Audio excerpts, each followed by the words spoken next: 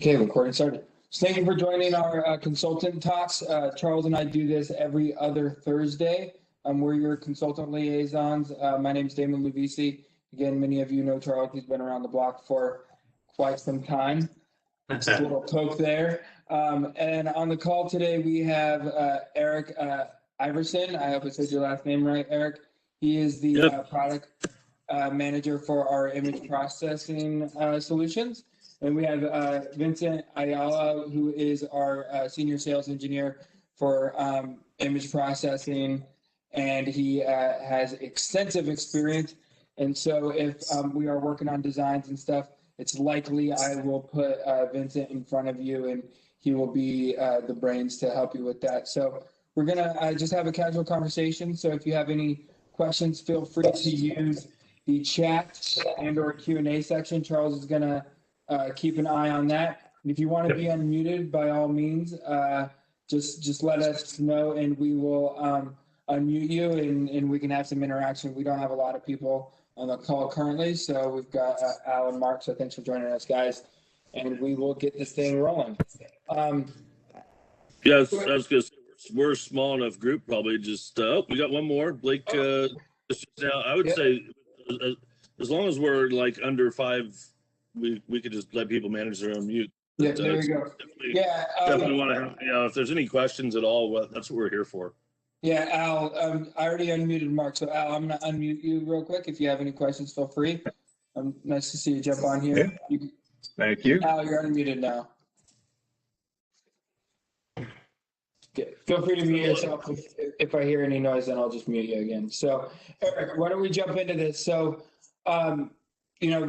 we want to just kick this off just to do a very, very short product update, because if those on the call don't know, we have a newer model. It's been released already, but the PDS 4K is our newer model, a little bit smaller, but it still falls in with the Event Master image processing line. So Eric, why don't you go into that, and then also, since we have the pleasure of having you, the product manager, whom we don't always get in front of the consultants, give us a high-level overview of the philosophy of where Barco is taking our image processing line and where we're looking in the future. And so, well, maybe on the history philosophy side, we come from more of a live events-based background. We got our start back when we were Folsom Research. Some of you guys may be in the business as long as me. Remember the Folsom Research folks out of Folsom, California. They started out by doing some stuff that, well, we can't talk about anymore, but I think it's still classified. But they did some stuff in avionics with figuring out how to take radar information and write it on a CRT screen. And that led to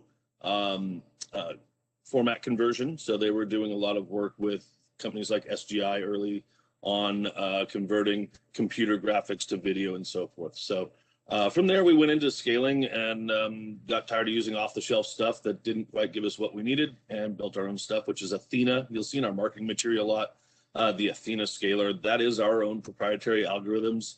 We've built it from the ground up over many years. I think we're probably on our 15th or 20th version of it nowadays. We keep each time we bring out a product, we iterate on it, we improve it. It's exceptional at downscaling. We are, I think, probably one of the best downscaling products available. We're always happy to go head to head in image quality as well. So we welcome the shootouts. These days, it's a lot harder to tell the differences between us and our competitors. Because just in general, technology has gotten better, but we still have tricks up our sleeves here and there. And several years ago, we started making inroads into Pro AV, because our solutions do kind of cross over, especially when you're talking Pro AV installations where, like, the multi-use room, or getting back into that, where you want to use one facility for multiple purposes. And a lot of that is sometimes live, and live is our DNA at Folsom, as far as very low latency, some of the lowest in the industry. We're at one frame or less, depending on how things are coming in. Now, that's obviously assuming things are gen locked and properly synchronized in a video system. They don't have to be. We can be completely asynchronous as well. So we are kind of that product that does a lot. We take in, we're not just a Swiss Army knife for an entire toolbox, if you will. So we do all the tools in there are real tools. So we don't have to be into the precise environment of traditional video switches where everything has to be perfect. We can every input can be frame synchronized, color corrected. All that stuff exists in our products. We have where we're excelling right now is in the virtual space where they're doing a lot of virtual events, and because of the scaling and conversion power and the sheer number of layers we can create in a system, we've been doing a lot of work in the virtual events where they want to kind of recreate the Zoom experience, but have a little bit more control over that, if you will, be able to control the switching and that sort of thing. And part of our press as well is a new smaller scale switcher, which we have the E2 and S3. These are very large system boxes, designed for 4K and very large LED screens. But we also had a line of switching products, presentation switchers, for the 1 to 2 screen rooms, and that's where PDS is coming in. It's our new iteration on a product that's been around with us for quite some time, the PDS and the Presentation Pro. It's a continuation of that line, but we took it to 4K. So it brings you 6 HDMI 2.0 inputs, a couple SDI inputs if you want to add those options on. And we have a new card coming out in September that'll also add audio. So that gets us the ability to take care of embedded audio input to output. So you can do an audio file, tongue twister on that one. Audio follows video switch. So as you're switching your video inputs, the audio will come along. And we don't just do like basic, here's some audio circuitry in the box that's going to be, in parallel. We actually time align the two. So we're actually delaying the audio to be synchronous with the video on the back side. So we're going to have a frame or two of latency depending on how the sources are coming in. Do they need to get frame buffered to be able to be composited? We can do all that in the PDS, and then your audio is synchronous on the back side. So not only passing through, but that same audio card also gets us out to Dante audio. So that's, audio over IP essentially. And we'll be able to handle, on day one, we're going to have 2 channels for every input, and every output can be pushed to and from Dante. So you can take all the inputs, and it's basically a bunch of Dante transmitters inside there, sends it out to the Dante world. You can do your mix down on a mixer or something like that, mix in some room mics and some ambient sound as well, and then send it back out for a web feed if you wanted to, re-embed it on the HDMI. And you still use the EventMaster toolkit software to manage that, which is cool. It's actually that product's firmware and software is based on EventMaster, so it is using slightly different hardware approach, but the software is the same. So you get a lot of the same features in E2 and S3. Like I say, it's a little bit lower market product in the sense it doesn't have as many features, but the image quality is still there. Right. And we'll get into the software in a little bit. So I'll jump into our sort of first question for you and Vince, Eric, and this is my own term that has been made aptly apparent to me. But why go with a true image processor versus a video switch? And many on this call know my background. I won't mention the manufacturer I used to work for or the spaces that I used to manage, but those were regular videos, what I call a regular video switch. And so I like to call our EventMaster a true image processor. But why go with something as robust as our system versus just doing regular, source to source switching? Well, a big part of what we do, it's image processor is a kind of loose term that we throw around. To make it a little bit more precise, we deal with everything in the chain in one box. So we deal with the conversion. So we can take your HDMI and turn it into SDI, or take the SDI and make it DisplayPort, or all these different conversions back and forth between the different flavors of video, upscaling, downscaling. So you have basically all those upfront boxes that you would have to put in front of a video switcher to make the the video one flavor and one resolution, like a video switcher is just, it's just 1080i or it's just 1080p. We can take in all these different resolutions. We do synchronize them to a frame rate, internal frame rate that's all the same, but we can still manage all these different outputs. And management is really what it's about. It's screen management. So, video switcher is looking at broadcast. It's the box, single screen. You sit in front of it and you watch the show. Where we're in more environmental things like boardrooms and lobbies, the experience center, auditoriums is a perfect or multi-purpose. Those to me are kind of the same thing, but I still keep thinking of the lunch lady every time I say multi-use. There's a lot of high schools that are getting big LED screens and needing presentation spaces in those lunch lady rooms. I just have to laugh because, it used to be called the multi-use room, and now we're back to using this multi-use term. Yeah. It was the cafeteria during the day and the theater at night, which is, it's apropos. I mean, it's exactly what we're able to do with the space. We can transform it so it can be, in one time of the day, it's a huddle space, and then it's a meeting room, then it's the CEO broadcasting out to thousands.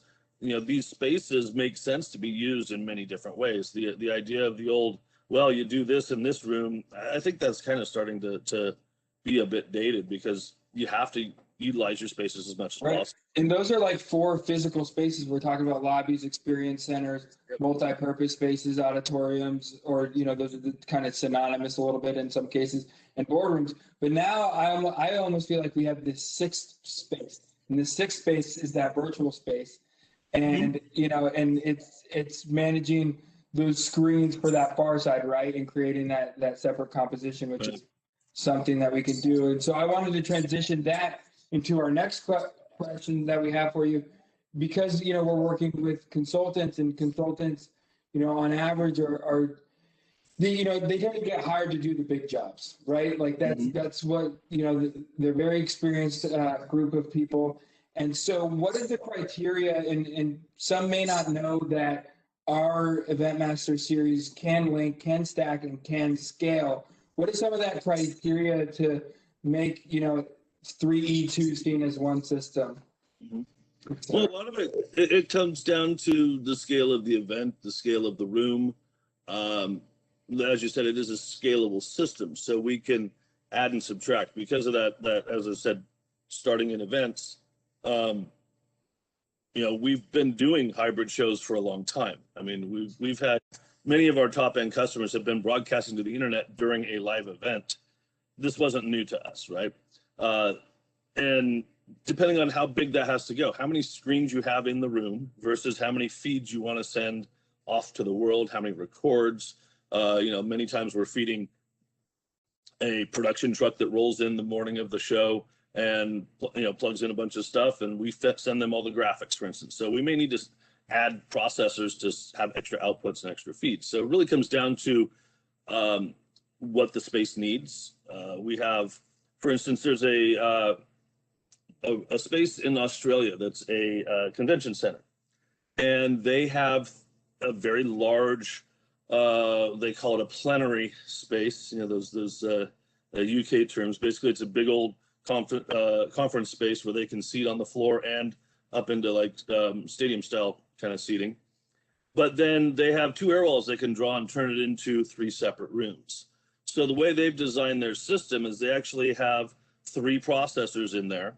When it's the big space, they link them all together so they can share the sources from all the stage boxes and everything that they have for picking up, from the left side of the room or right side of the room.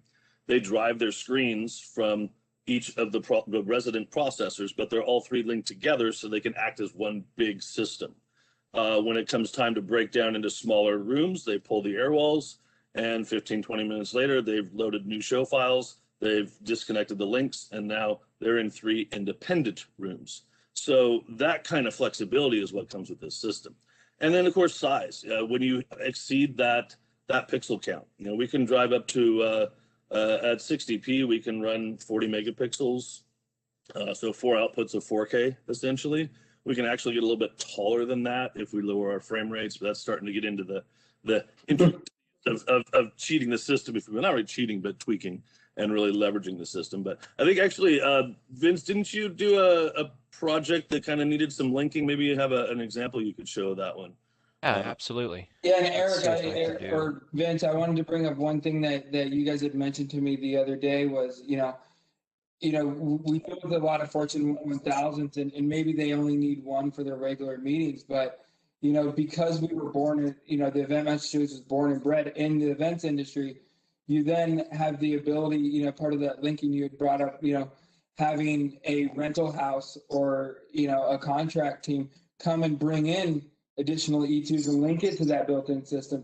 So that sort of flexibility of having those systems expand almost, not on a moment's notice. Obviously, there's going to have to be some configuring, but there's that network of qualified professionals out there outside of whoever may be that internal AV team at, say, actually, maybe I should name names, but like a Fortune 1000 bank or something.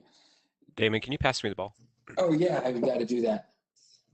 I always thought it was fun. Yeah, I was going to say, it's, we've got several large customers that they have their kind of house system for most of the year. And then a couple times a year, they'll bring in one of our rental partners, and they'll interface with their existing system. They'll link up the E2s, and then they'll do a larger event where they want to bring in extra screens and extra feeds. So, the system can grow and expand and contract. We've got, God, I don't even know how many freelancers Vince has trained, but I think we're well over 1,000 worldwide. I mean, there's not a major city in the world you can't go to and find a rental of E2 and a freelance operator to take care of it for you. That is top notch. So and our control surfaces, right? Those guys and gals end up becoming wizards on those control surfaces, right? And doing absolutely with the tactile control. So our expert level training classes cover all the controllers and control surfaces. So you get those. I've probably trained about 50 to 100 folks in the expert classes that could actually wizard through a controller like you wouldn't believe. And the great thing about the controls and control surfaces is they're super agile and super fast. So when you actually have somebody that understands it or kind of grew up playing video games, you could watch those guys and gals just fly across these controllers like crazy. So and the excessive amount of content you put out on YouTube, Vince, too. If anybody's ever been to that YouTube channel, there's just like hours and hours of where you could just admire Vince and all his hard work he puts into this series. So yeah, you could get lost in all the information on that one, but they're very digestible videos. Some are a little bit longer than others, clocking in at about 2 hours, and some are just like 6-minute, little one-offs. So I was asked to share a link system. Here's what I would draw if I were to hand draw a link system out, how I would divvy up the canvas. This is a project that I'm not allowed to really tell you about the owner of the project, but I can share the details of the wall, of the many walls that were involved. So we had like a main floor, second floor, a second floor cube, a second floor main. And so this is kind of how I drew it all out for it to make sense in my mind. And then when I went over to EventMaster Toolset, I built it all as a proof inside of my simulator to see how the three systems would link together and to see how all of those destinations, also known as physical outputs, would interact with each other. And then if we take a look at our VPU resources, we can see exactly how many layers and how many VPUs it requires to make this setup work. Now I'm running, like I said, I'm running a simulator in the background, so it's kind of a little tiny bit wonky, but we have the ability to mock up single systems as well as a multi-link system to ensure that when it's deployed, it's going to actually work correctly as intended. And that's one of the value adds that EventMaster brings. And so I mentioned one of the value adds is simulator, right? Well, right now I'm working in a VMware, which is acting kind of buggy and slowing my system down. It takes a lot of system resources, but with 8.2 that's coming out very shortly here, we have the ability to actually mock up a simulator native inside of EventMaster Toolset, so we don't have to launch a secondary set of software like VMware. We could just pop open EventMaster Toolset. There's a tab up here tab somewhere up here. I think it's here, called simulators, and you design your simulated E2 or E2 system, because a system can be one or many physical E2s, or even to take that a step further, one or many physical E2s slash S3s slash EXs, kind of all linked together using our CXP linking scheme. So if we take a look at that linked system and we go to the let it load up here. We go to the system view. It's going to take a sec because, like I said, that VMware in the background is really processor intensive. In fact, let me kill one of them. Yeah, Vince is using our one of our many ways to simulate a system. With the VMware, you're actually creating, or as the tool set knows, real boxes. So we can actually, it actually activates our web servers as well. You can build a full show here, save it as a show file, and then load that into a real system. We also have a built-in simulator in our tool set as well. So starting with version 8.2, we have a simulator that will actually allow you to do multi-box linking up to 4 boxes and customize your input and output cards and everything. So you can really fully mock up a system very quick and easy. Where Vince's project is, I think, running on 7.1, so that did not have the built-in simulator. He has to use the VirtualBox stuff, but it's kind of pick what level of horsepower you want while you're simulating. Obviously, the VirtualBox is the most powerful way to fully simulate the system. Where the built-in simulator in the 8.2 software will still tell you if this stuff is going to work. You just don't have all the full backup and restore capabilities and still stores and some of that. And so one of the things to mention is inside of the VR or the VMware, you can actually link all up to all 8, and like Eric said, you can download the show file. So we could effectively 100% mock this up, create the show file, and then when we arrive on site with our boxes, as long as everything matches the simulator with the physical boxes, we could just drop a file right onto them, start them up, and hopefully within about 45 minutes they'll all sync and share the backup, and they'll be ready to rock, as opposed to getting on site, patching everything, and then doing all the programming, which could take, hours upon hours to do. And again, the VM box will handle up to 8, as where the local Event Master 8.2 will only handle up to 4 and doesn't create that full backup. Right. So pretty simple stuff, but very powerful and very informative, and it kind of gives you the power to make sure that your spec is successful. Mm-hmm. Yeah, the software looks a bit intimidating if you've never touched it. You can literally, in about 10 minutes of just kind of orientation, whether on YouTube or personally from one of us, it's very easy to understand. Everything is very much at your fingertips. It's designed to where really there's no setting that's more than about 3 or 4 clicks away. It also has a lot of automatic setup capabilities. So you can literally take a single box and hit auto setup inputs, auto setup outputs, and then build your screens. If everything's HD, you're up and running in less than 10 minutes. I mean, it can be very simple. We obviously tend to stretch things to the edges when we're doing the really complex setups, but for easy setups, it is a very, practical and straightforward system.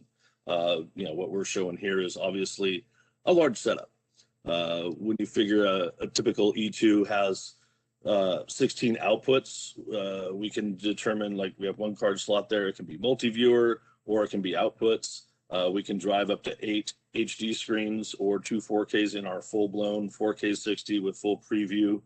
If you don't need preview, which most of the lobby type situations don't need preview, we can turn preview off and turn that into additional program space. So now you end up with, instead of 2 4Ks, you got 4 4Ks at 60p, full quality outputs, plus all the extra outputs you're not using for those screen destinations can be additional screens. We call them auxes in E2 parlance. And that's basically, we have a scaler on an output and we keep a constant sync to the screens, and we can switch any source that's in the system to one of those screens and get scaled to the display resolution. So when you don't need the compositing and the mixes and the transitions, you just want to cut from source to source. That's where we use the auxes. It doesn't touch any of the layer resources, so all that compositing engine is still there for you to composite with. And then another thing to note is in terms of programming this system with, like, say, a third-party control system, what sort of options do we have there as capabilities? So there's a couple different things there. We have some very simple API with kind of our legacy API, which is a telnet type interface doing ASCII commands. Simple stuff like preset space 5, type stuff, carriage return. But then you can get into some of the more intricate stuff using our JSON protocol. So with the JSON protocol, you can literally place things on program and move things around, and you get a lot deeper level of control of the system. If you really are brave and want to go nuts, you can actually sniff our incoming and outgoing XML from the GUI and track which commands you want to do, build yourself a parser, and go nuts and do everything we can do in the GUI, which is full control of the system. So it's all kind of mild to wild in terms of that. The point being, we're very open. Yeah. Oh yeah, we're very open with that stuff. The JSON and the Telnet are both published as well as supported protocols. The XML is not really published or supported. That's more under the hood kind of work, but people have gone there. We've had guys do that as well. But it also should be said, we can also act as a control system. So a kind of a basic triggering system inside of E2, where if you don't want to deploy a massively programmed interface and you just want to say, in the morning, turn the lights on and fire up the projector and recall preset 1, we can program that into a simple queue. So we do have a basic queuing system with external protocols as well. Hey, before we go any further, did you guys answer the question that Danny had? I wasn't sure. I looked away for a few minutes, and I want to make sure that we got that addressed. Yeah, I answered Danny's question. And hi, Danny. Nice to see you. It's been a while. And are looking into NDI and also some other AV over IP solutions. Specifically, what's got our attention right now is the NDI stuff, as well as the SMPTE protocols, and then the derivative from SMPTE, which is the IPMX, are kind of the 3 key, relatively open protocols that we're looking at now. And we'll see which products are going to be able to support those in the future here. Cool. So we're getting down to the wire here. It's 11:29. If anybody has any other questions, put that in the chat. And so we'll give a few minutes for that. I'll just kind of wrap this up while we're waiting for people to maybe potentially gather those. Clearly there's a lot we could go into with the Event Master series, right? And so that being said, these are supposed to be bite-sized 30-minute chats. Vince showed a little bit of what a big project would look like. You can have multiple screen destinations. You could have lobby, you could have an auditorium, and you could have that all managed from a linked system.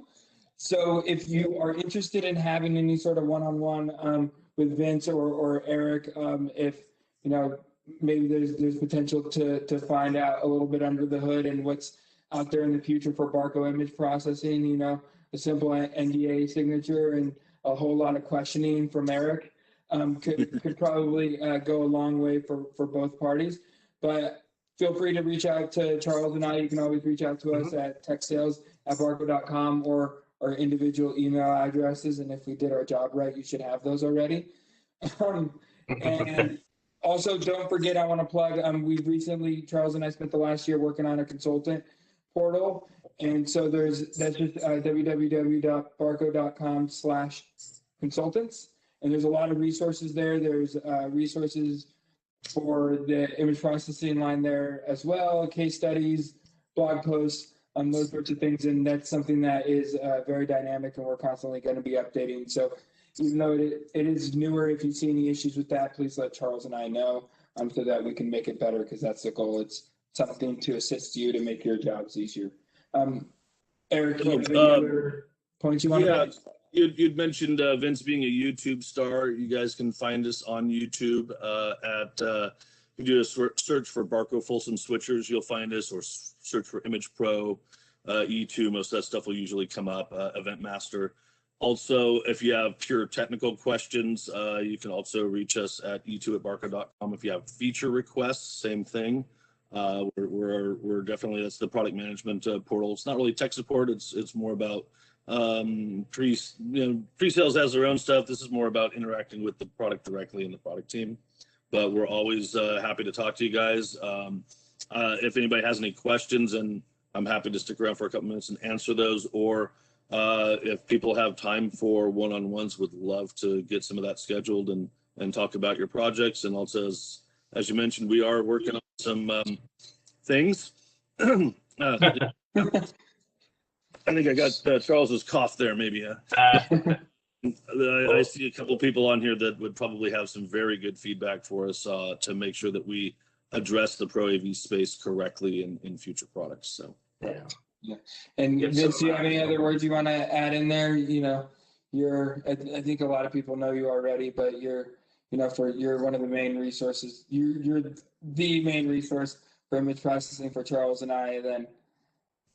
Yeah, I think I just wanted to add really quickly that literally my job is a sales support engineer. So if you have questions with a setup, or if you have questions where you think you might want to quote unquote shoehorn a processor in somehow because you think that the job could benefit from our excellent scaling, our excellent infrastructure, our excellent Event Master family, come to me. I'm happy to figure out how to make any product work in any situation.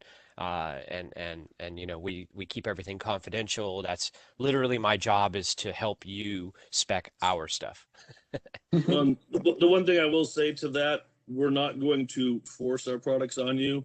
We're the first ones that'll tell you if it's not going to work. Agreed. Because Yeah. I don't want to get into that situation where we're trying to make something work that just doesn't make sense. So Maybe shoehorn wasn't the best word.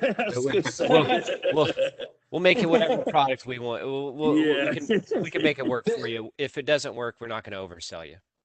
Yeah, there's a lot of flexibility within the line. So in my year and coming up almost on a year and a half experience with Barco, I've yet to find a use case where it doesn't necessarily fit. I'm sure these guys have much more experience, so maybe there are some, but there's a ridiculous amount of flexibility with the Event Master series, which is why I'm a big fan. But obviously, I'm biased at this point. I'm wearing Barco red today, But Charles, do you have anything else? We're a little 3 minutes over. Let's wrap this thing up. No, you guys have done a great job today. I appreciate you kind of picking up the MC role and running with it. It's very good information. Like all of you have said, we're here to help. The easiest way is to reach out to any one of us, and we created our email address, just techsales@barco. That'll get to any and everybody. We make it easy. If you need some help, just reach out to us. Cool. Great. I'm going to stop the recording now.